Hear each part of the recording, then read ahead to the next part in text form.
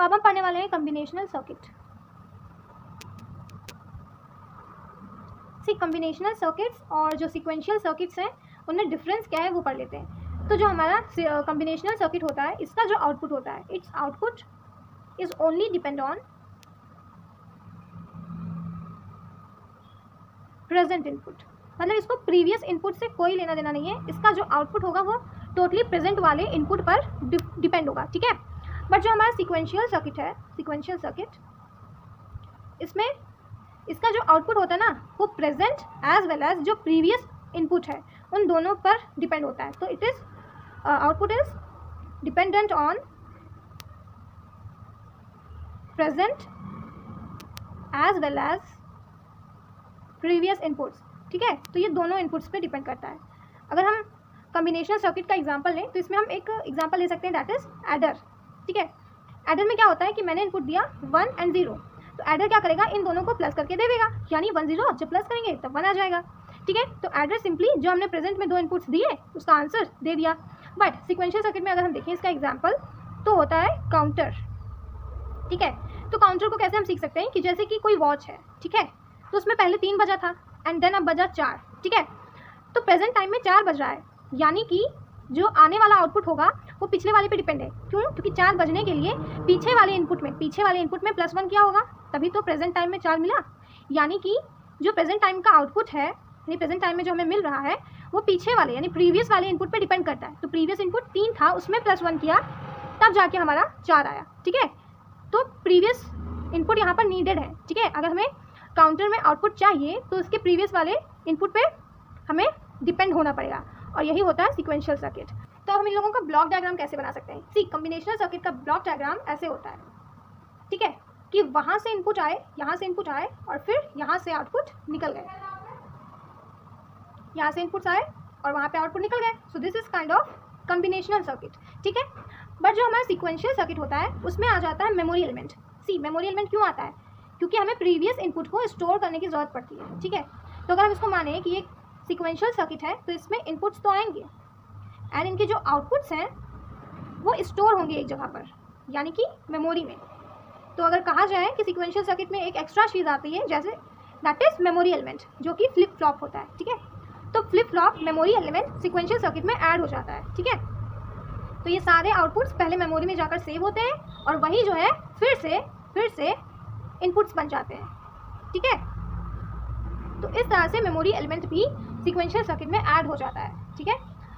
तो sequential circuit जो है वो हम यूनिट 3 में पढ़ने वाले हैं, एंड जो कॉम्बिनेशन सर्किट है वो यूनिट 2 में है। तो हम पहले कॉम्बिनेशन सर्किट पहले पूरा पढ़ लेंगे एंड उसके बाद हम जंप करेंगे सीक्वेंशियल सर्किट्स पे, ठीक है।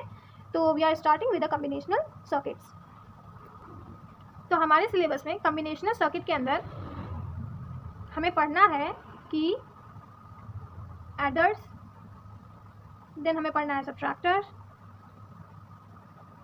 देन हमें पढ़ना है decoder and then encoder and then multiplexer, lastly demultiplexer.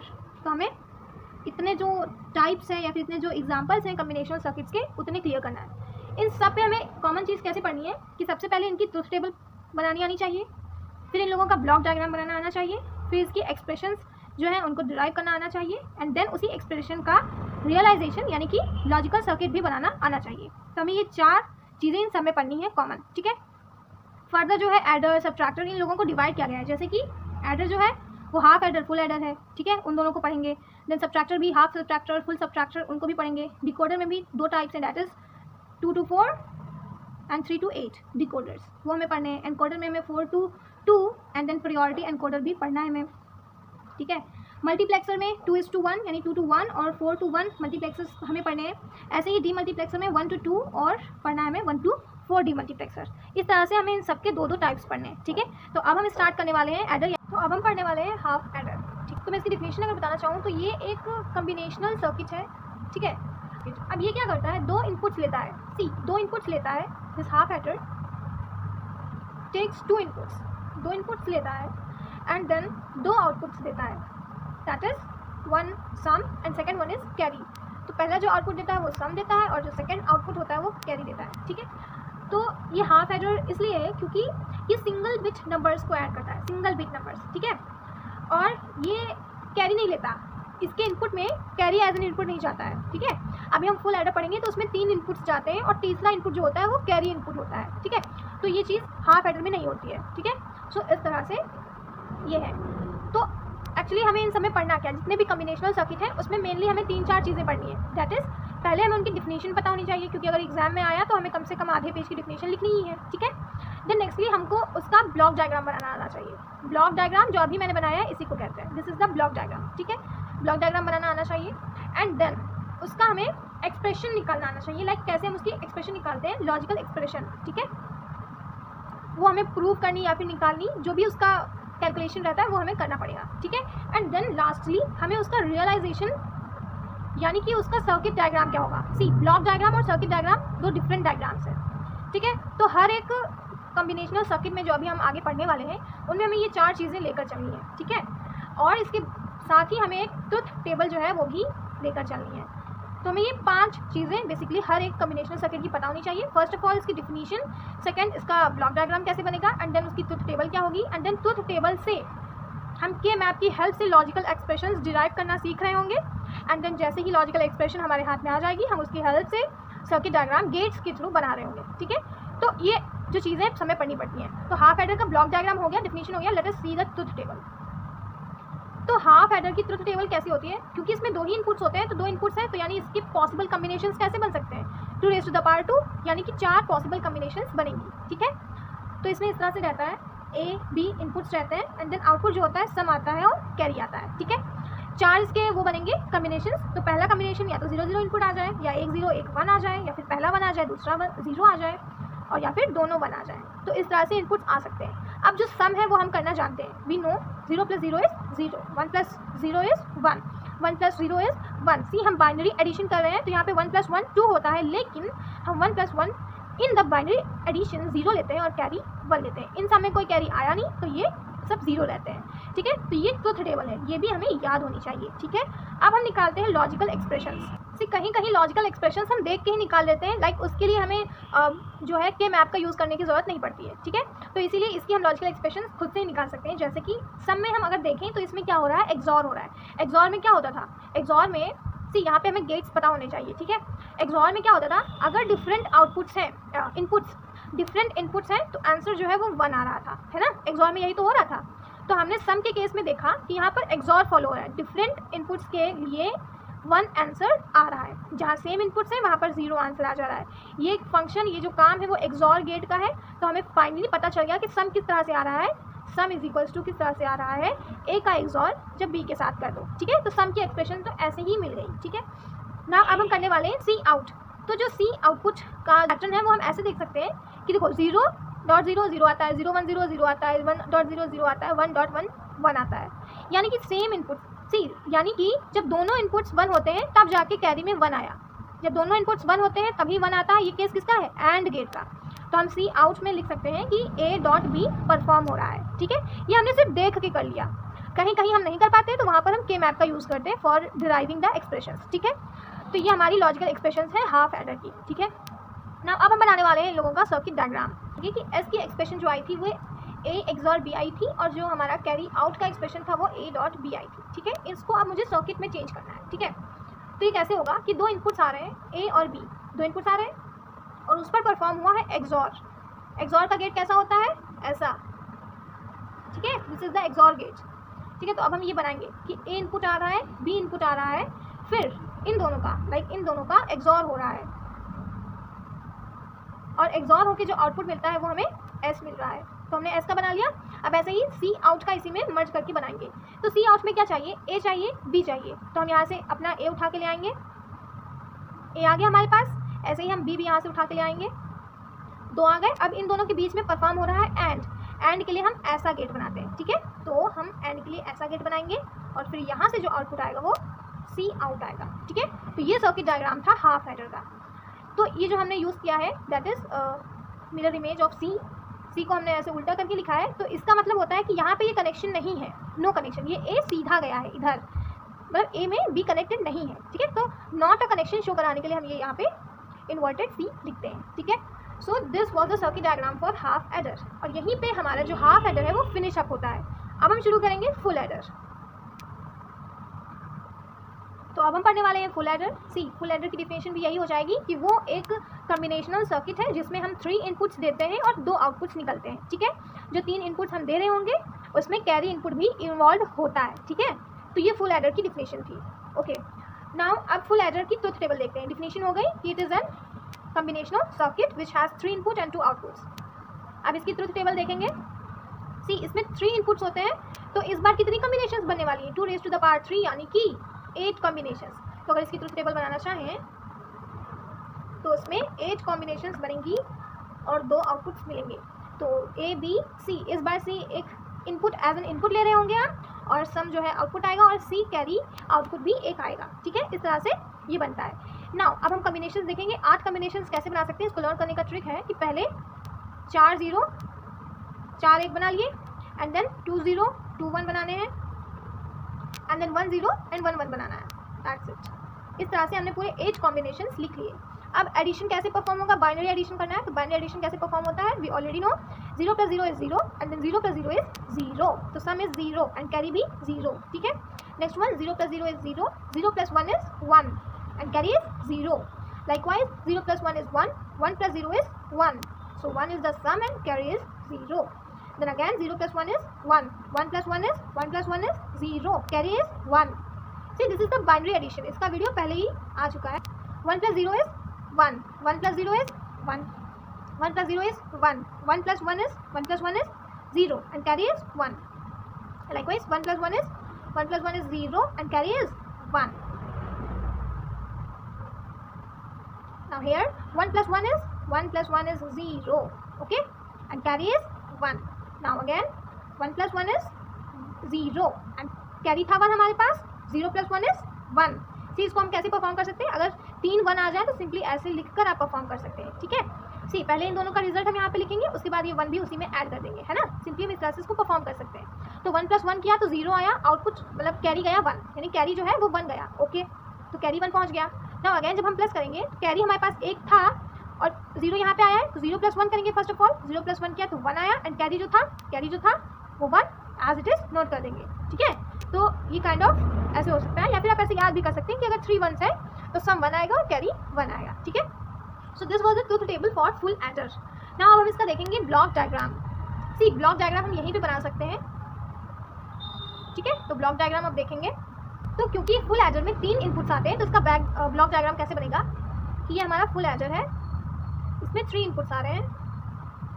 पहला वाला ए है, दूसरा बी है और तीसरा जो है सी इन है। ठीक है, एंड देन इसमें से 2 आउटपुट्स निकल रहे हैं, that sum and carry output. So this is the block diagram for full adder. अब हम देखने वाले हैं कि एक्सप्रेशंस कैसे निकालें। ठीक है, तो एक्सप्रेशंस निकालने के लिए हम के मैप का यूज़ करेंगे। तो के मैप बनाने के लिए हमारे पास ट्रुथ टेबल होनी चाहिए, या फिर मिन टर्म्स और मैक्स टर्म्स होने चाहिए।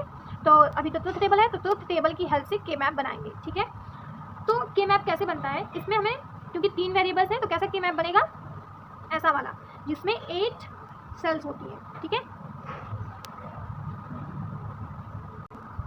और इसमें हम फिर ऐसे यहाँ पर BC जो इनपुट आ रहा है उसको नोट करेंगे, और इधर A नोट करते हैं। यहाँ पर 0 and 1 होगा, और BC यानी ये वाले हम किस तरह से नोट करते हैं? एडजेंसी रूल का हेल्प लेकर। तो 0 0 इधर नोट होता है, 0 1 here and 1 1 here and 1 0 here. ठीक है, अब हम इसमें फिल करते हैं मिन टर्म्स वो जहाँ पर आउटपुट 1 मिला हो। ठीक है, तो वो एग्जैक्टली अगर हमें बहुत जल्दी के मैप बनाना है तो हम कैसे कर सकते हैं? अपने जो ट्रुथ टेबल है उसको 2 पार्ट्स में डिवाइड कर दिया। ठीक है, अब जो स्टार्टिंग के 4 हैं और ये जो नीचे के 4 हैं, इन दोनों को हम नोट कर सकते हैं। कैसे?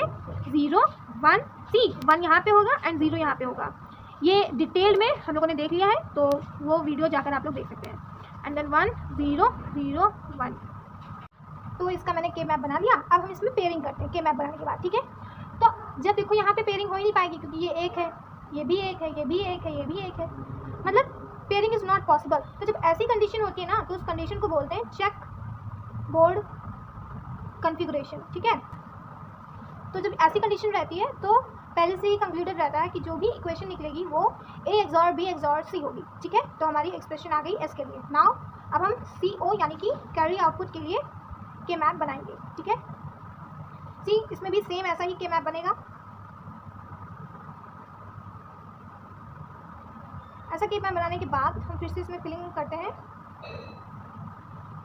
0 1, इसमें हम ऐसे फिलिंग्स करते हैं, इसमें यूज़ हुआ है एडजेंसी रूल, ठीक है। अब हम इसमें सारा फिलअप करेंगे, ठीक है।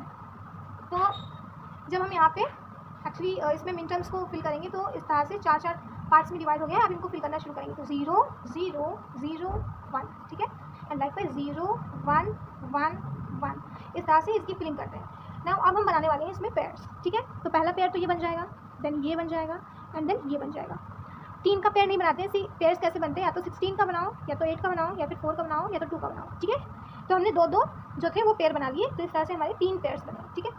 पहला पेयर ये था, दूसरा पेयर ये था, तीसरा वाला ये था। अब हमारे पास जब पेयर्स आ जाते हैं तब हम फाइनली एक्सप्रेशंस कैसे डिराइव करते हैं, इसमें हम चेक करते हैं कि कौन सा चेंज नहीं हुआ है, ठीक है।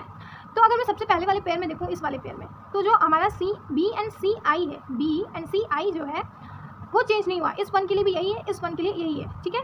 बट जो ए है वो इस वाले की चेंज है, इस वाले का चेंज है, तो इसलिए जो चेंज नहीं हुआ उसको लेंगे, यानी कि बी सी आई ले लेंगे, ठीक है। फिर प्लस करेंगे।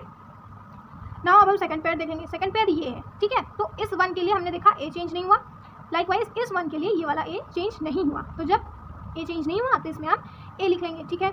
नेक्स्ट हम इसमें चेक करेंगे कि इस 1 के लिए जो बी है वो 1 है, इस 1 के लिए जो बी है वो 1 है, यानी बी भी चेंज नहीं हुआ है। तो बी भी नहीं चेंज हुआ तो उसको भी नोट कर लेंगे। बट जो हमारा 1 है, मतलब सी आई है, वो 1 से 0 हुआ जा रहा है इन दोनों 1 के लिए, तो उस चीज़ को हम नहीं लिखेंगे, जो चेंज हो जाते हैं उनको नहीं लिखते हैं, ठीक है। देन प्लस अगैन थर्ड वाला अब हम देखेंगे पेयर को, ठीक है। तो इनके पेयर्स ये हैं, तो हमने साफ दिख रहा है इन दोनों के लिए ए चेंज नहीं हुआ है, यानी कि ए एज इट इज़ आएगा। और अब हम यहाँ पर चेक करेंगे कि बी जो है 0 से 1 हो रहा है, यानी इन दोनों के लिए बी 0 है, इसके लिए 1 है, तो ये चेंज हो रहा है, तो बी नहीं नोट करेंगे।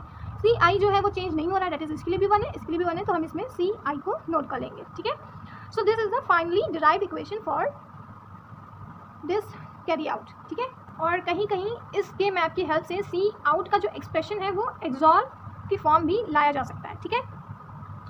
तो जब अगर हमें एक्सॉर की फॉर्म में इसका इक्वेशन चाहिए, एक्सप्रेशन चाहिए, तो हम क्या करते हैं, फिर से अपना के मैप बनाते हैं और फिर उसमें जो पेयरिंग होती है सिर्फ एक करते हैं, बाकी जितने 1 होते हैं उनको एज अ इंडिविजुअल हम लेते हैं, ठीक है। तो अब हम ये करेंगे यहाँ पर, तो सेम ऐसा ही बनेगा, बी सी आई 0 0 0 1 1 1 1 0, 0 एंड 1। फिर हम इसमें फिलिंग्स करने वाले हैं, दैट इज इस तरह से। तो सिंपली इसमें हमें सिर्फ एक पेयर बनाना है, कोई भी एक पेयर, ठीक है। हमने ये मान लो एक पेयर बना लिया, ठीक है। एंड उसके बाद जो हमारे 1 बचते हैं, दीज 1s, ठीक है, इन 1s को हम एज एन इंडिविजुअल लेते हैं, इंडिविजुअल लेंगे इनको, ठीक है। तो इससे ऑब्टेन्ड एक्सप्रेशन जो आएगी वो एक्सॉर की फॉर्म में होगी, ठीक है। सी एक्सॉर से क्या होता है, जो हम लॉजिक सर्किट बनाते हैं वो थोड़ा ईजी हो जाता है, दैट इज वाई हम एक्सॉर के लिए ये सब कर रहे हैं, ठीक है। तो अब हम इसमें इक्वेशन बनाएंगे, that is C 0 is equals to C, पहला पेयर ये है, इस पेयर के लिए क्या इक्वेशन है कि जो हमारा बी है वो चेंज नहीं हो रहा है, तो हम बी लिख लेंगे। ऐसे ही जो हमारा ए है वो भी चेंज नहीं हो रहा है, तो हमने ए लिख लिया, ठीक है। तो ये केस था। देन प्लस अब इस 1 के लिए देखेंगे, सी इस 1 के लिए ए जो है वो 1 है, ठीक है, ए जो है वो 1 है, तो सिंपली ए लिख लेंगे। एंड नाउ इसी 1 के लिए हम बी और सी आई देखेंगे, बी जो है वो 0 है, ठीक है। तो जो भी 0 रहता है तो हम उसका बार लेते हैं, ठीक है, कॉम्प्लीमेंट लेते हैं उसका, ठीक है। नाउ सी आई जो है 1 है, वो तो सिंपली यानी कि सी आई जो है ऐसे ही लिखा रहेगा। नाउ प्लस अब इस 1 के लिए देखते हैं, इस 1 के लिए सी इस 1 के लिए जो बी है और जो सी आई है दोनों 1 है, यानी कि हमें इनका कॉम्प्लीमेंट लिखने की जरूरत नहीं है, सिंपली ऐसे लिख लेंगे। देन यहाँ पर चेक किया, ए जो है इस 1 के लिए 0 है, तो जो भी के लिए वेरिएबल जो है वो 0 हो जाता है तो उसके ऊपर हम ऐसे बार लगा देते हैं, ठीक है। यहाँ पर जो सी आई है वो दोनों में कॉमन है, तो हम इसको कॉमन ले लेंगे, ठीक है। तो इसको हम कॉमन लेंगे अब, तो इसको हम ऐसे लिख सकते हैं, that is A not B, फिर ये प्लस, फिर ये वाला A B not, and then this C I as common, ठीक है। अब से 0 निकालेंगे तो ए बी, और फिर ये जो पूरी एक्सप्रेशन है, दिस एक्सप्रेशन, इसको हम क्या लिख सकते हैं, सी ये एक्सॉर का फॉर्म है। जब हम एक्सॉर को ओपन करते हैं, एक्सॉर को जब हम ओपन करते हैं तो वो ऐसा ही निकलता है, ठीक है। तो यानी कि ए एक्सॉर बी लिखा है, तो उसका मतलब ये ऐसे लिखा है, ए का कॉम्प्लीमेंट एंड बी, और ए एंड बी कॉम्प्लीमेंट, ठीक है। तो इसकी जगह पर सिंपली अब हम ये लिख सकते हैं, तो ए एक्सॉर बी हम लोगों ने लिख दिया, एंड देन इसके साथ कॉमन में क्या था, सी आई। तो फाइनल जो एक्सप्रेशन आई हमारी सी ओ के लिए, सी आउट के लिए, दैट इज ए बी और सी I and A XOR B, ठीक है। सो this is the expression. Now अब हम इन एक्सप्रेशंस की हेल्प से अब बनाने वाले हैं लोगों का लॉजिक सर्किट। तो अब हम देखने वाले हैं फुल एडर का लॉजिक सर्किट, ठीक है। तो इसके लिए पहले फर्स्ट ऑफ ऑल तो हमारे पास इनकी एक्सप्रेशंस होनी चाहिए। तो जो हमारी सम की एक्सप्रेशन फुल एडर के लिए आई थी वो ए एक्सॉर बी एक्सॉर सी आई थी। एंड ऐसे ही सी आउट के लिए जो एक्सप्रेशन आई थी वो थी ए एंड बी और सी I and A XOR B, ऐसे करके, ठीक है। तो अब हम इन दोनों एक्सप्रेशंस की हेल्प से लॉजिक सर्किट बिल्ड करने वाले हैं, ठीक है। तो जो हमारे इनपुट्स हैं वो ए एंड बी हैं, सी भी इनपुट आएगा बट अभी हम ए एंड बी को सॉल्व करते हैं। तो ए और बी के पहले सबसे पहले हम इसको देखेंगे, ए और बी के बीच में एक्सॉर हो रहा है, यानी कि एज एन इनपुट ये जाएंगे और फिर इन दोनों के जो बीच में है वो एक्सॉर परफॉर्म होगा। एक्सॉर हम ऐसे बनाते हैं, ठीक है। अब एक्सॉर परफॉर्म होने के बाद जो आंसर आएगा उसका फिर एक्सॉर होगा सी आई के साथ, यानी आंसर इसका हम ऐसे ले आएंगे, आंसर आ रहा है एंड देन यहाँ से जो है हम सी ले जाएंगे, सी फिर उसको भी हम ऐसे ही रखते हैं और फिर इन दोनों के बीच में यानी ए एक्सॉर बी हो चुका उसका आंसर और फिर ये सी, इन दोनों का एक्सॉर होगा, ठीक है। तो फाइनली ये हमारा सम का जो है वो बन गया, ठीक है। अब इसी में से हम बनाने वाले हैं कैरी आउट का। सी कैरी आउट में सबसे पहले ए और बी के बीच में हमें एंड ऑपरेटर लगाना है, ठीक है। तो हम यहाँ से ए लेकर आएंगे, ए लेकर आ गए एंड ऐसे ही हम यहाँ से बी लेकर आएंगे एंड देन इन दोनों के बीच में एंड परफॉर्म होगा। तो एंड परफॉर्म किया एंड देन उसका जो आंसर आएगा उसके साथ और होगा जब हम इन दोनों का एक्सॉर करेंगे। सी ए एंड बी का एक्सॉर कहाँ पे हो रहा है, दिस वन, यानी ये जो आउटपुट आ रहा है this output is A XOR B, यानी इसी में से हम यहाँ से ए एक्सॉर बी जो है ले सकते हैं। तो हमने इस तरह से यहाँ से ए एक्सॉर बी ले लिया, ठीक है। तो ए एक्सॉर बी यहाँ से ले लिया हम लोगों ने एंड फिर ए एक्सॉर बी के साथ जो सी आई है वो एंड हुआ है, एंड यानी कि सी आई का जो है यहाँ से जाएगा और एंड होगा, ठीक है। तो हम यहीं से जो सी आई जा रहा है दिस सी आई यहाँ से हम इसका एंड बनाने के लिए ले लेंगे, यानी कि सी यहाँ से एक्स और बी मिल जाएगा और यहाँ से दिस वन, दिस पॉइंट से सी आई मिल जाएगा, ये दोनों हम ले जाकर यहाँ पर एंड परफॉर्म कर देंगे, ठीक है। अब ये एंड हो गया, यानी इस वाले सेक्शन का काम ये है, यानी कि इसके बाद जो यहाँ पे आंसर मिलेगा वो इस पूरे का आंसर मिलेगा, ठीक है। और ये जो ए बी है ये यहाँ से आ रहा है और ए बी और इस सेक्शन के बीच में और परफॉर्म हो रहा है। तो अब हम फाइनली इन दोनों के बीच में और परफॉर्म करेंगे, तो और जो है वो इस तरह से बनता है। तो फाइनल जो यहाँ से आउटपुट आएगा वो सी जीरो आएगा, ठीक है, यानी C out. So this was the logic circuit diagram for full adder. तो अब हम देखने वाले हैं फुल एडर, ठीक है। तो हाफ एडर कैसे बनता था, सी हाफ एडर कैसे होता था कि हम दो इनपुट्स देते थे, दो inputs A and B inputs देते थे और जो आउटपुट आता था वो ऐसा आता था और सी जीरो आता था, यानी सी आउट आता था, ठीक है। और इनकी जो एक्सप्रेशंस हमें मिली थी वो ऐसे मिली थी। तो ये हमारा हाफ एडर था, ठीक है। अब हम फुल एडर भी देख लेते हैं। तो फुल एडर में क्या था, तीन इनपुट्स जा रहे थे और दो आउटपुट्स निकल रहे थे, जिसमें से एस की जो एक्सप्रेशन आई थी वो ए एक्सॉर बी एक्सॉर सी आई आई थी, ठीक है। एंड ऐसे ही आउट का जो एक्सप्रेशन आया था वो A dot B plus C I and A XOR B I थी, ठीक है। ना अब हम इस हाफ एडर की हेल्प से फुल एडर बनाने वाले हैं, ठीक है। तो इसमें सबसे पहले हम क्या करेंगे, एक हाफ एडर लेंगे। तो हमने एक हाफ एडर लिया। अब हाफ एडर से क्या हो रहा होगा, ए जा रहा होगा, बी जा रहा होगा और यहाँ आउटपुट में मान लेते हैं जो हाफ एडर के केस में, अब दो हाफ एडर हम यूज़ करने वाले हैं ना, यूजिंग टू हाफ एडर्स, ठीक है। तो जो पहले वाले के जो आउटपुट्स होंगे उसको हम S1 और C01 करके लेंगे, ठीक है। तो इसका जो पहला वाला आउटपुट है वो S1 और नेक्स्ट वाला आउटपुट जो है यानी कि कैरी वाला आउटपुट उसको हम C01 से लेंगे, ठीक है। इस तरह से इनके आउटपुट्स निकल रहे हैं, ठीक है। अब हमको एक और CI चाहिए। देखिए हमको चाहिए क्या, S में हमको ये चाहिए और इतना और चाहिए एक्स्ट्रा। तो इस चीज़ के लिए अब हम क्या करने वाले हैं, यहाँ से CI एज एन इनपुट लेंगे, ठीक है। तो ये इनपुट जाएगा सी। अब यहीं पर हम एक और नया हाफ एडर यूज़ करेंगे, हाफ एडर, ठीक है। अब इस नए हाफ एडर में क्या हो रहा होगा, दो इनपुट्स जा रहे होंगे। सबसे पहले तो यहाँ से CI जा रहा होगा, ठीक है, यहाँ से जो इनपुट में है वो CI जा रहा होगा, ठीक है। एंड ये जो S1 है, S1 हमें क्या देगा, A एक्सॉर B देगा। तो ये यहाँ से जो है S1 जा रहा होगा, ठीक है। This X1 was going there, ठीक है। तो यहाँ पे A एक्सॉर B हमें मिल जाएगा। तो यहाँ से CI जा रहा है, यहाँ से A एक्सॉर B जा रहा है। अब इन दोनों का हाफ एडर क्या करता है, आ रहे इनपुट्स के बीच में एक्सॉर लगा देता है। तो एक इनपुट ये जा रहा है और एक इनपुट एज एन पूरी यूनिट बनकर ये जा रहा है, तो इन दोनों के बीच में एक्सॉर परफॉर्म कर देगा, ठीक है। तो यानी कि यहाँ से जो फाइनल आउटपुट निकलेगा दैट इज S2, ठीक है। यानी कि इस S2 और इस S1 इन दोनों को मिला के हमें क्या मिलेगा, A XOR B XOR CI मिल गया ना। ऐसे ही अब क्या बचा, C आउट देखते हैं। देखिए इसमें A डॉट B चाहिए, A डॉट B तो हमें हाफ एडर से यहाँ से मिल जाएगा, ठीक है। नेक्स्ट हाफ एडर में हम ये परफॉर्म कर रहे होंगे, ठीक है। तो जो हमारा नेक्स्ट हाफ एडर है उसमें अब हम देखेंगे कि सबसे पहले तो ये जो C आउट आ रहा होगा यानी A डॉट B जो बन के आ रहा होगा इसको हम ले आते हैं। तो इसको एज एन इनपुट हम यहाँ ला रहे हैं, ठीक है। देखो यहाँ पे हमें एक और गेट की जरूरत पड़ेगी क्योंकि ये प्लस हमें दिख रहा है, तो और गेट तो मैंडेटरी है, ठीक है। सी आउटपुट करता क्या था, जो भी इसके पास इनपुट आ रहे थे उनके बीच में ये एंड परफॉर्म कर देता था, ठीक है। तो इनपुट देखो 2 जा रहे हैं, पहला इनपुट ये जा रहा है और दूसरा इनपुट ये जा रहा है, तो इन दोनों के बीच में ये हाफ एडर सी आउट के जरिए क्या करेगा, इन दोनों के बीच में एंड परफॉर्म कर देगा, ठीक है। तो जैसे कि यहाँ पे एंड परफॉर्म हुआ तो ये कुछ ऐसा हो जाएगा, यानी कि हमें C02 से क्या मिल जाएगा, दिस सेक्शन, ये वाला जो सेक्शन है ये यहाँ से मिल गया, ठीक है। नाउ अब ये जो इस यहाँ से C01 पे जो आउटपुट आ रहा होगा, यानी यहाँ पे जो आउटपुट आ रहा होगा, C01 क्या करता है, A डॉट B कर देता है, यानी इन दोनों का A डॉट B कर रहा होगा, तो A डॉट B हम यहाँ से ला रहे हैं, तो यहाँ से A डॉट B आ गया और यहाँ से ये नया सेक्शन आ गया, यानी कि यहाँ से लेकर एंड देन यहाँ से इन दोनों के बीच में हम और परफॉर्म कर देंगे, दिस इज और, ठीक है। तो और परफॉर्म कर देंगे बस। अब जो यहाँ से फाइनल आउटपुट आएगा वो क्या आएगा, A dot B plus CI dot A XOR B हमें यहाँ से मिल जाएगा, ठीक है।